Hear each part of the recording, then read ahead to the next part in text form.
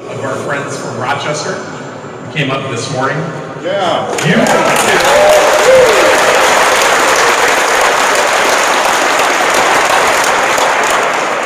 You represent all walks of life, all genders, all ages, all religions, all races.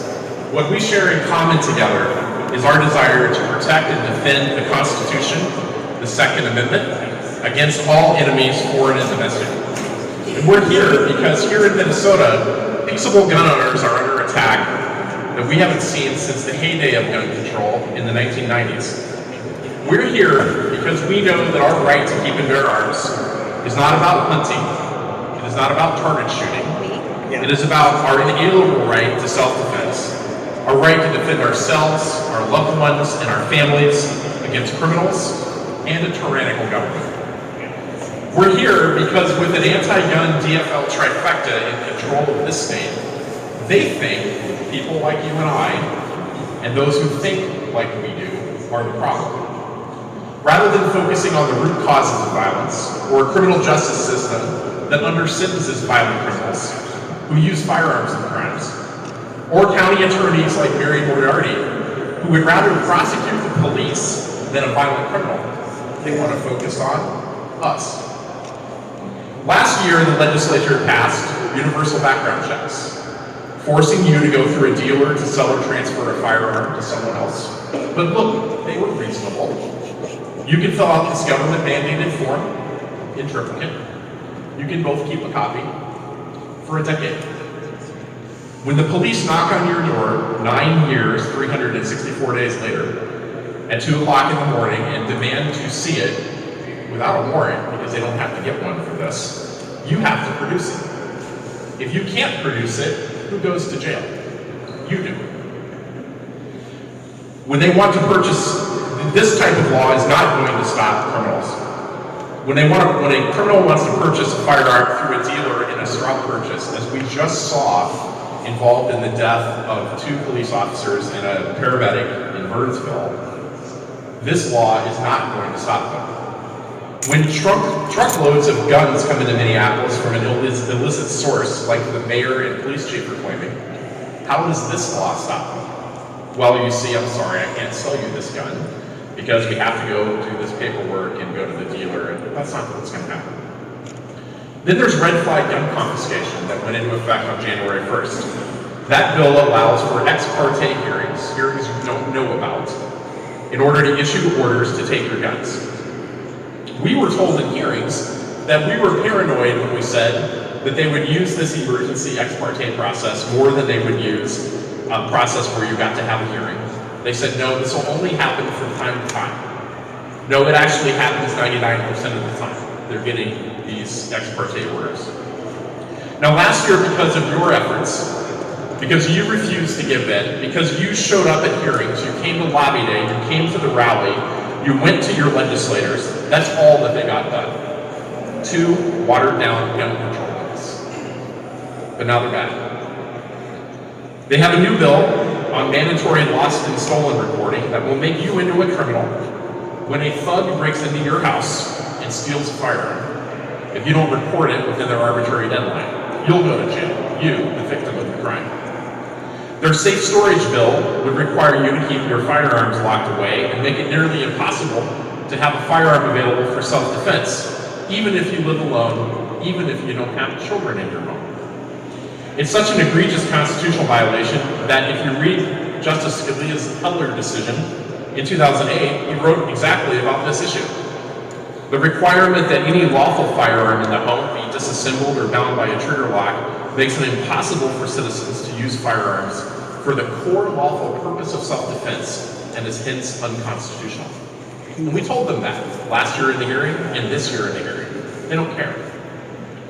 This year they've introduced bans on semi-automatic firearms, not just rifles, but all rifles, mini shotguns, and even some pistols. They introduced a ban on firearms in government buildings and on government land. They even introduced and held a hearing to repeal Minnesota's preemption law, to allow local cities, counties, and townships to pass their own gun control. Now look, I live in Roseville. I didn't have a very long drive to get here. Some of you came for several hours to come to this rally, but I drove through Roseville, Falcon Heights, Lauderdale, and St. Paul all within Ramsey County. Who knows what laws those cities would pass if they could do this? Ban optics, no magazines over 8 rounds, no semi-automatic pistols. You can only carry in a shoulder holster that's color green. Have to take a psychological test to get a permit to carry. Who knows? Because they would be able to do what they wanted. Then we come to my state senator, John Marty, author of Senate File 1723, what Rob and I call the Let's Repeal the Second Amendment bill. What's in it? Liability insurance, gun owner licensing, bans on carry, bans on magazines, bans on rifles, psychological testing. Your doctor would have to sign off on a permit to carry, and the list just goes on and on and on. And that's only the beginning. The governor last year in his budget wanted a magazine ban, 10 rounds for rifles, 15 rounds for pistols. No idea where he got those numbers, but that's what he proposed. He wanted to stop 18 and 19 and 20-year-old adults from their ability to purchase and possess firearms. And then the Senate Majority Leader, Senator Murphy, she wants the Minnesota Department of Health to be able to collect data, not about criminals, but about law-abiding gun owners and their firearms.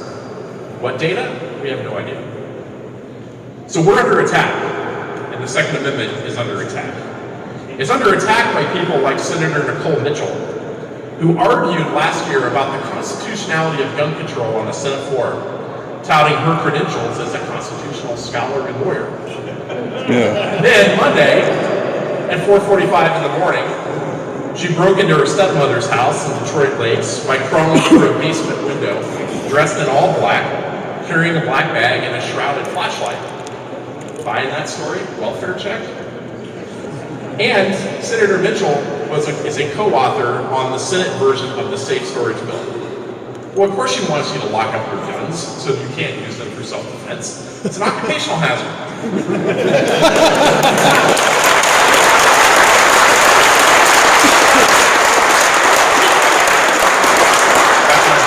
my joke of the day.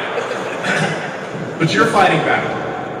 When people get involved and push back, when you get involved and push back, when you contact your legislators, when you go to your legislators' Saturday morning coffee chat or town hall meeting, when you show up at lobby day, when you come to this rally, when you go to a hearing, most importantly, when you help strong pro-Second Amendment candidates run for office and win in November, that's how we win.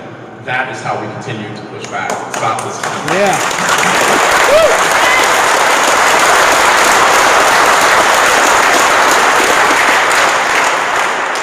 I know there's a lot of challenges in state government right now when you have a DFL trifecta. And there's more issues than just the Second Amendment.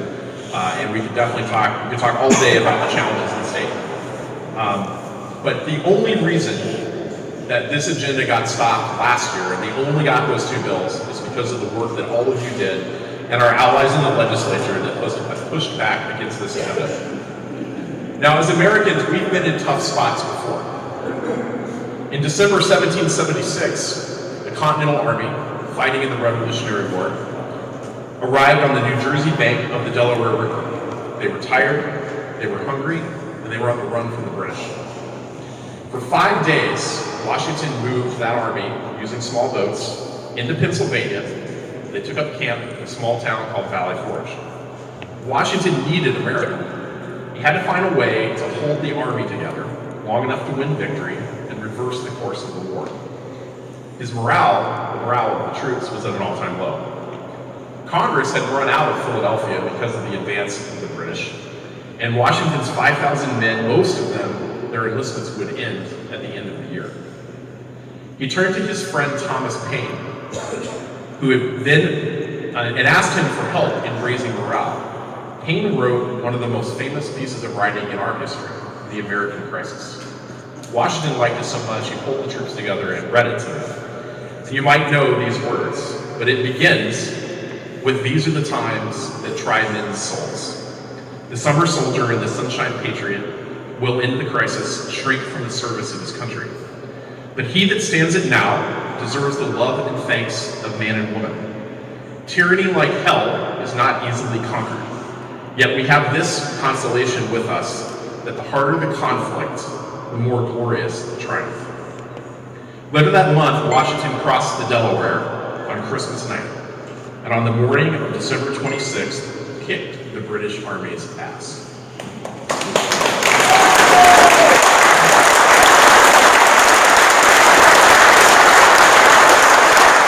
My friends, this conflict that we are in is hard. I know it seems like there's no end to this. That's probably the most common message that we hear from people that email into the caucus is, when does this end? It's going to end when we put a pro-Second Amendment majority back in the Minnesota House in November, and when we take back the Senate in 2026. Yes!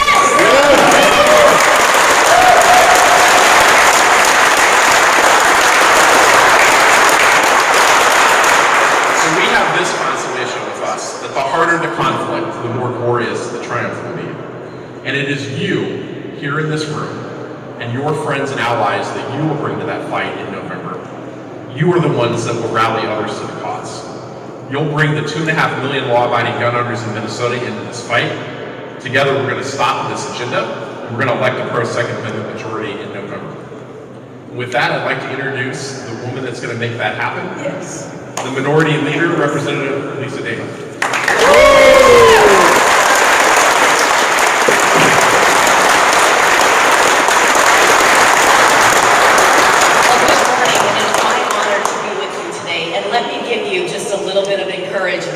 That election that was just referenced and how we can bring balance back into the state of Minnesota is 192 days away. Yeah. It is within sight.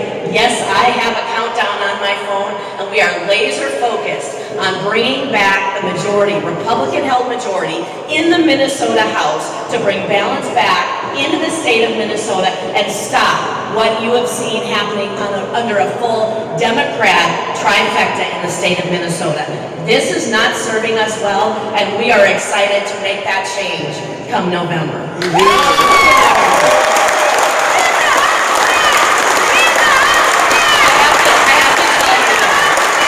Your involvement here with Minnesota Gun Owners Caucus is so much appreciated.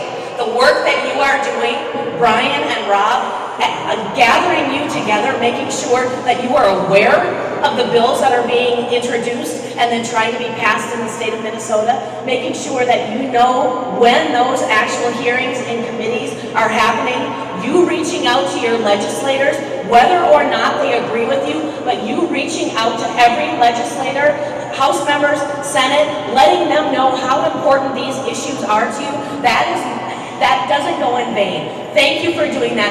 Please keep rallying. Don't give up on this. But I want to talk to you a little bit about what we have coming up in the next few days here in the Minnesota House. Under the full Democrat-controlled House of Representatives, as you know, they are on a full mission to push the gun control bills that you've heard about.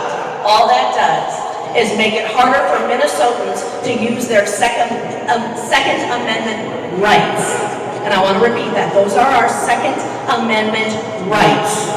The Democrats talk about safety, but all they are doing is they're putting up more hoops for law-abiding citizens to exercise those rights, hoops that we should not have to jump through. They want to impose burdensome regulations on gun owners and make it harder for us to exercise our rights. On Monday in the Minnesota House of Representatives, the Democrats have calendared 3 anti-gun bills, gun control bills. The first one, the so-called, as you've heard, safe storage bill, imposes more restrictions on law-abiding gun owners, making it harder for us to access our firearms in the event of an emergency. But on the same day that that bill was introduced, the Democrats also introduced a bill that would repeal mandatory minimum sentences for violent crimes involving the possession or use of a firearm. This proves that they are absolutely not serious about safety. It is a mixed message and it makes zero sense. They also plan to vote on a bill that started out as an almost identical bill to one brought forward by Representative Peggy Scott back in 2019 that would increase the penalty for straw purchases. I'm happy to tell you, sort of, that Representative Scott got that passed last year in 2023. That was in the bill and that was passed off the House floor. But in a conference committee with only Democrats, that provision was stripped out and we were back to lower penalties again. After the tragedy that is known now in Burnsville to have been caused with guns that were through straw purchases, on the House floor, we introduced that and brought it forward as an urgency. Let's increase those penalties again. What did the Democrats do? They voted it down. They wouldn't let us declare the urgency. Instead, they had one of their own representatives grab that language, put it into a bill, not as a standalone where we could actually support it, but put it in with the binary trigger activation that would make some firearms, including Glocks, illegal. That is how they think they're answering it. That is what is up on the House floor on Monday. Taking language that could have solved an issue, twisting it in their own way, and making it untenable for the state of Minnesota.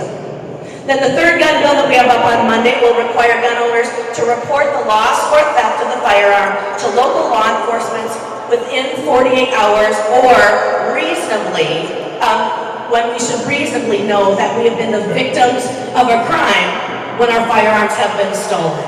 This bill actually criminalizes victims who have had their firearms stolen instead of holding the perpetrators of the crime accountable. And that is a pattern that you are seeing. Let me be clear, these bills that I have mentioned in this time that we have together don't make us safer. Criminals will get guns through any illegal means, regardless of the regulations on law-abiding citizens. As I have said many times, we can pass all the laws that we want to, but you know what? Criminals don't tend to follow our laws. And more anti-gun laws is not going to stop criminal activity from those who should not have access to firearms. So it is time to make our voices loud and clear. At the end of the day, our Second Amendment rights aren't words on a page. They are part of what makes our country great. House Republicans will continue to stand in support of our constitutional rights every time they come before us for a vote. We will keep fighting for those rights of law-abiding gun owners here in Minnesota. Thank you for your advocacy. We can count on you. We want to partner together with you. Thank you, Minnesota Gun Owners Caucus, for what you do constantly to bring this forward and keep it in the forefront of what the work is ahead of us, protecting our Second Amendment rights. Thank you for being here today and for giving me time.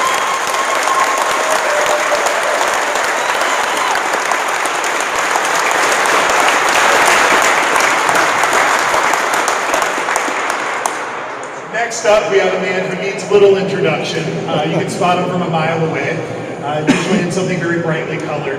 We have Senator Eric Lucero, who has been one of our strongest allies ever since he was serving in the House, and now remains one of our strongest allies in the Senate. I'm always happy to have him.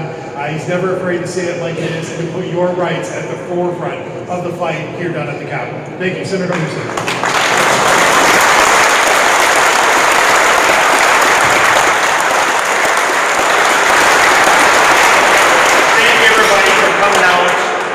Always so awesome to see you. And today, right now, this is the safest place, certainly in St. Paul.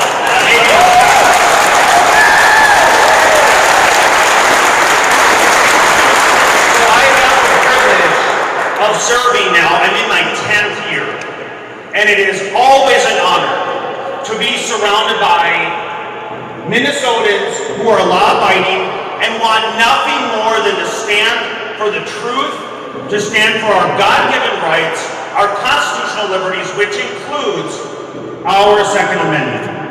And this battle, as was previously mentioned, it never ends. Why does the battle to uphold our liberties, our rights, never end? Because the other side that seeks to intrude on our liberties never gives up. Because they never give up, it is our responsibility, it's our duty for us and for those who come after us to continue to hold the line, to push back against those who want to erode our liberties. So over the years, I've collected a number of signs that I proudly display in my Capitol office, I proudly display back in my district, in different floats or parades, I should say. And among those, I brought a handful of them with me. So why are we here? This is one of my first support the Second Amendment, right?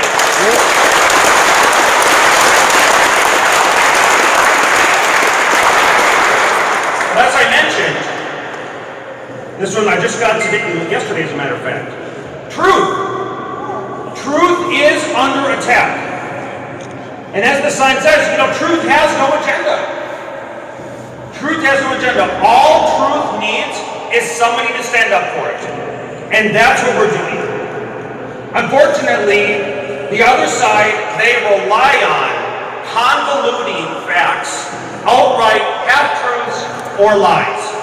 I witnessed it firsthand in committee. I witnessed it on the floor in both bodies. It was amazing to me that they do not care about truth, and advancing their agenda, as corrupt as it is, again, relies on misinformation, disinformation, and outright lies. One of the greatest presidents we've had in my lifetime, Ronald Reagan. Government does not solve problems, it only subsidizes them.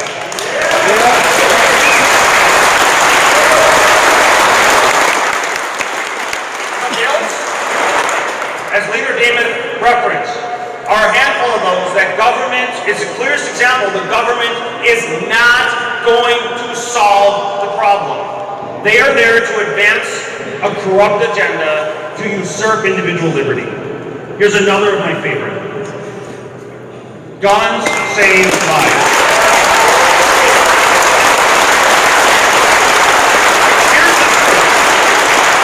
Here's the truth. More guns in the hands of law-abiding citizens results in less crime. One need only look around the country. Those areas that have the greatest gun control laws, Baltimore, Chicago, the state of California, are the areas that have the greatest gun violence. Why? Because they are infringing on law-abiding citizens' ability to defend themselves against those who seek to do others harm. If truth mattered to the other side, they would need only look at the reality of what their policy proposals are resulting in. Higher crime, fear of loss of life, and we certainly don't want that in Minnesota. Here's one that's very relevant to today.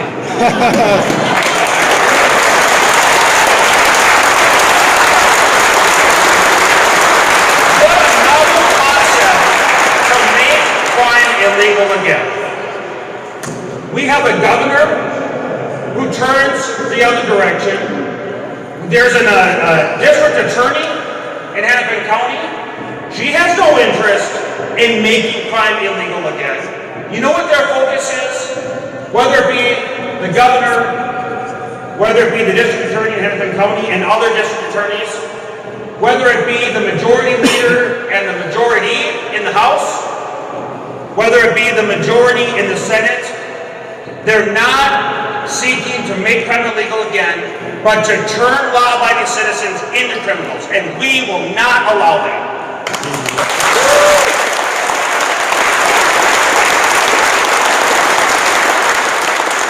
The purpose of the Second Amendment, as this group is well aware, has nothing to do with recreational shooting or hunting.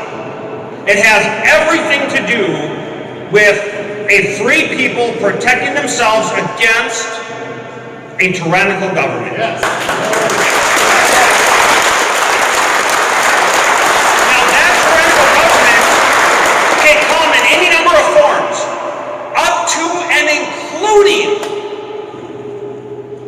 an elected official, senator, who might take it upon oneself to go into a home, violating the law, causing the homeowner to be in fear, and then have the audacity to be a co-author on bills that would require law-abiding citizens, when in their home, to lock up their firearms in case that firearm might be needed needed to defend themselves against an intruder who's broken into the house. It's amazing the day we live in today. That would never happen. And lastly, we are all here today, whether it be this issue or others, to make Minnesota great again.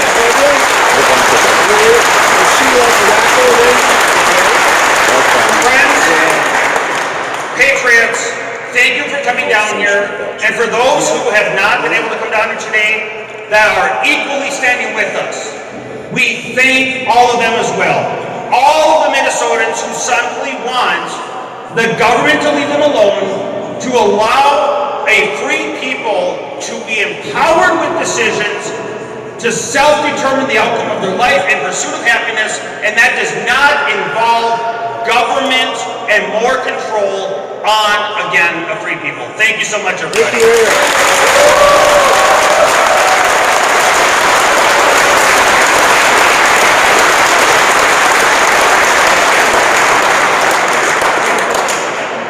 Our next speaker, our keynote speaker, as he doesn't like me to call him, is Adam Kraut. Adam is the executive director of the Second Amendment Foundation, one of our national partners, someone that has been an organization that has been critical to our ability to challenge this gun control in court. We've worked with the Second Amendment Foundation on cases before the U.S. Supreme Court on gun rights, and they are our partners in litigation here in the state, where we're suing Keith Ellison over the ability of 18, 19, and 20-year-old adults to be able to carry a firearm using a Minnesota permit to carry. My friend, Adam Kraut. I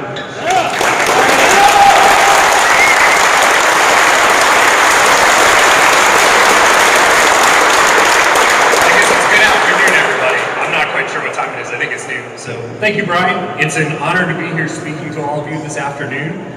And I want to thank Representative Demuth and Senator Lucero for coming out and talking to all of you. It's really great to see your elected officials standing here with you and knowing that we have friends in the legislatures who care about our Second Amendment rights.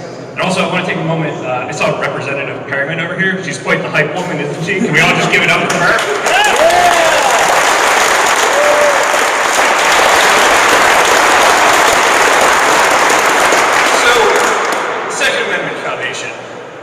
We operate in the courts, and I know a lot of what we've been talking about today is what goes on in the legislative body, but they go hand in hand.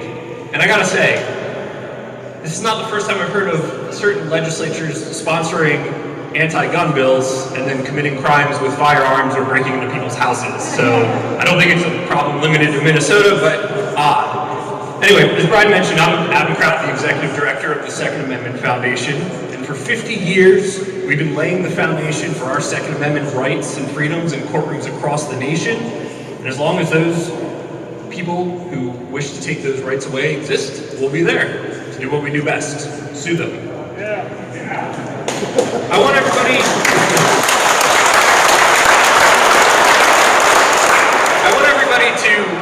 to do me a favor. Just take a quick second and answer this question in your head.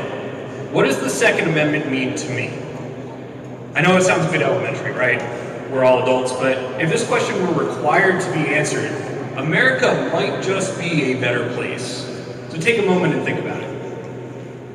I bet if we had time to go around the room, we'd get a bunch of different answers, but they'd all probably come back to one very relevant theme. And that's, the Second Amendment prevents government from infringing on my right to armed self-defense, defending my home, my family, myself, be it from the criminal element or a tyrannical government. Exactly. Yes? Here, here. All right. Unfortunately, as we know all too well, there are those who wish to take away our Second Amendment rights. And some of those people apparently roam the halls of this very building that we're standing in today. And I'm sure as you've seen, not just here in Minnesota, but across the country and even at the national level, there's a targeted and sustained attack underway to strip us of our civil liberties in this country. Now, it's my understanding from the representative and senator that there will be 3 more gun control bills on Monday's House agenda for debates and votes. And with the makeup of the legislature and the executive branch here in Minnesota, it may seem as if hope is lost. But that's not the case. You're all standing here today to send a message. And as long as you're all involved, hope is not lost. And even if the legislature does successfully pass bills that are anti-gun and bad for the Second Amendment, there are other avenues to ensure that liberty prevails. And that's where groups like us come in. It's time for today's short constitutional law lesson, and I apologize if none of you signed up for it. Typically, the federal constitution sets the floor when it comes to constitutional rights, and that's just the baseline. State constitutions can provide greater protections than what the federal constitution does. And I understand that Minnesota is one of the rare states that actually does not have a right to keep and bear arms provision in its state constitution. Which means that here in Minnesota, it's the Second Amendment that protects your rights. Since Heller was decided in 2008, the floodgates to Second Amendment litigation opened up. 2 years later, in 2010, McDonald versus City of Chicago was decided, and that incorporated the Second Amendment against the states. Plain English, that means that Second Amendment challenges to state laws and local ordinances were able to be brought. And I'd be remiss if I didn't mention that was a Second Amendment Foundation case. Unfortunately, for some time after Heller and McDonald, the lower courts seemed to misunderstand the test for Second Amendment challenges spelled out by the Supreme Court. They said that, well, we're going to create this two-step test, and we're going to use interest balancing. Basically saying, well, if there's a government interest, we can balance away your Second Amendment rights. And that's not right. And what we saw from that was that typically in places like the Ninth Circuit, the government's interest in balancing away your rights won all the time. However, the Supreme Court finally decided that enough was enough when it heard Bruin. And while Bruin confirmed some things that were already said in Heller, like there is a right to bear arms outside of the home, it also reiterated the test to be applied in Second Amendment challenges. That being the text of the Second Amendment as informed by this nation's history and tradition. So what does that mean? Well, it means that if the conduct falls within the text of the Second Amendment, it's up to the government to show that this nation's history and tradition supports the regulations in these new laws that it's passed. Which brings me back to Minnesota and the important relationship between the Second Amendment Foundation and the Minnesota Gun Owners Caucus. We rely on partners like the Minnesota Gun Owners Caucus to help us win in courtrooms across the country. These partnerships afford us the opportunity to produce case law that not only benefits the named plaintiffs or parties in the case, but Americans all across the nation.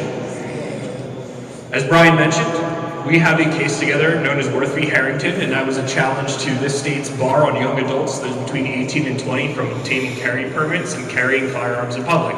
In other words, exercising their right to bear arms.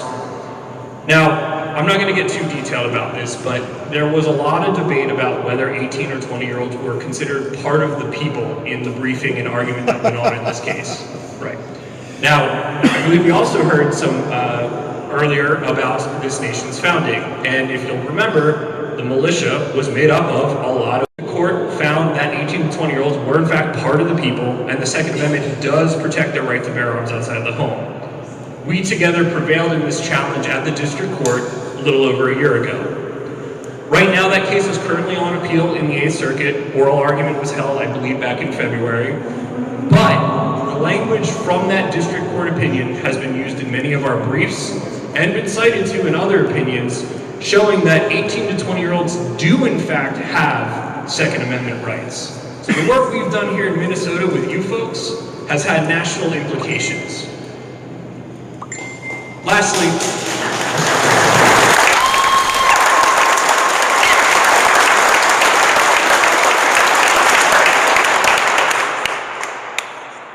now, we obviously hope that the new bills introduced on Monday here in Minnesota and other anti-gun bills fail to see the light of day, whether they're introduced in committee or killed, or just never make it anywhere, rather than get to the governor's desk and ultimately find their way into law. However, in the event that that does happen, the Second Amendment Foundation stands ready to help in Minnesota, help defend your Second Amendment rights, and make sure that you have the same ability to exercise the right to keep and bear arms here that Americans across the nation do. Thank you. All right.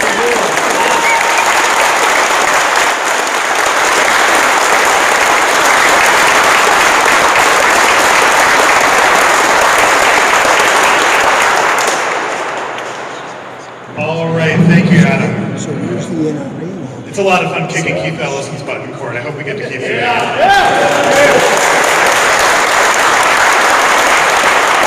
Better yet is stopping these bills that are coming up on Monday.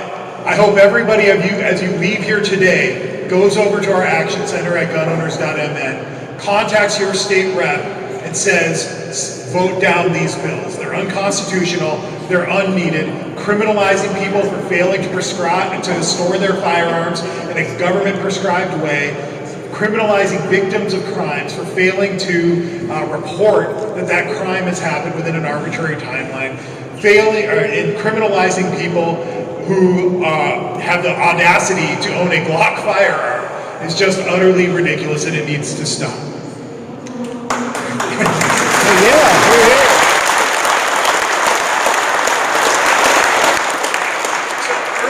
Earlier, Bryan talked about Valley Forge, and I was kind of touched with that. We briefly talked about kind of where our theme was going to go, and he let me know he's going to end on that poem or that pamphlet, American Crisis from Thomas Paine, which is one of my favorites. But I wanted to talk a little bit about Valley Forge and George Washington and kind of what he was dealing with, because I think it mirrors a lot of the things that we're dealing with here. They had set up camp in Valley Forge, and it was a brutal winter. People were starving, there was smallpox, morale was low, and that's when George Washington started trying to solicit the help of thinkers and writers to motivate the morale of the people. Thomas Paine was one of those. Now, Thomas Paine wasn't a soldier, he was a brainiac, he was a philosopher, he was a thinker, he wasn't a warrior. But what he did is he took up that challenge, put his own money into printing the American Crisis, distributed that across America and across the Washington's army in order to motivate them. He wasn't the fighter, but he was there to support the cause in whatever way that he could. Throughout that winter at Valley Forge, Washington's resilience built up. He was able to turn this ragtag group of farmers and lay people and field workers into an effective fighting force. But not everybody was proud. Not everybody was pleased with Washington's leadership.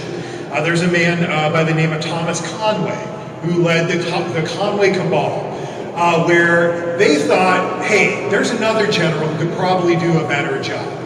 They were sowing dissension among the ranks, trying to get people to stop bagging George Washington, stop this unified cause, and put somebody else in charge.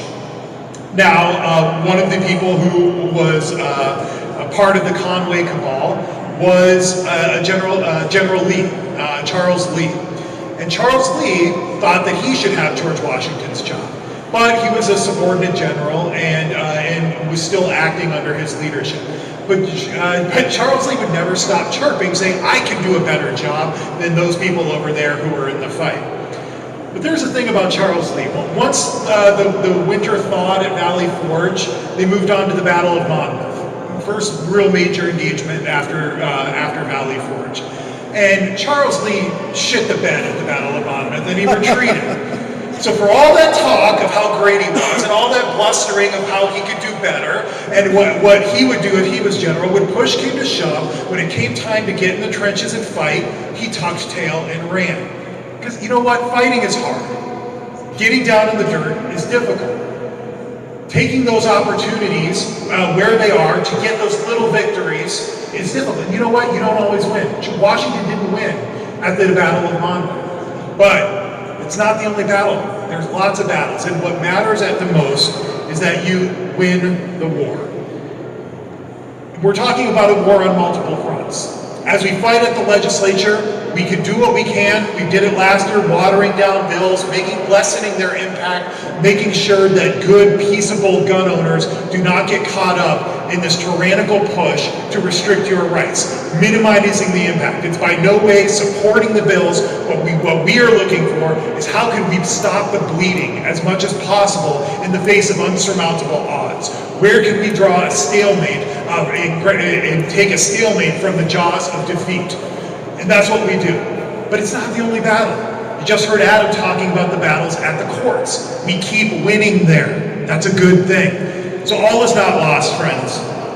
So as you contemplate what you're going to do from here, Let me ask you, who are you? Are you a Charles Lee? Do you think that you can do better than anybody else who's in the fight? Are you going to sow dissension amongst the ranks? Are you going to get people to support you and undermine the overall cause? Are you a Thomas Conway? Are you going to flap your gums and sow dissent and make it so that people stop supporting those who are in the fight? Maybe you're a Thomas Paine. Nothing wrong with being a Thomas Paine. Maybe you can't come down here to be at committee hearings. Maybe you can't come down here to sit in the gallery on Monday. That's fine. Support our cause. Contact your representatives. Spread the word. Get the word out about what's going on. There's not a single gun owner in this state, from the hundreds of people in this room, there's not a single person in your network who should not know what's happening on Monday and should not be contacting their representatives to put a stop to it. Or maybe you're a member of Washington's Army. Maybe you have the ability to come down here and fight. Maybe not here at the Capitol, maybe supporting our cause in the courtrooms, maybe rallying people. Maybe you start a local chapter of the Minnesota Gun Owners Caucus. Maybe you start advocating people. You start a monthly breakfast to get people who support the Second Amendment in your area. Greg has done that down in Rochester. We've got people in the metro doing it. Set it up in your area. But who are you? Who are you going to be in this fight? Victory goes to those who show up, and victory goes to those who engage and remain perseverant in the fight. Thank you, guys.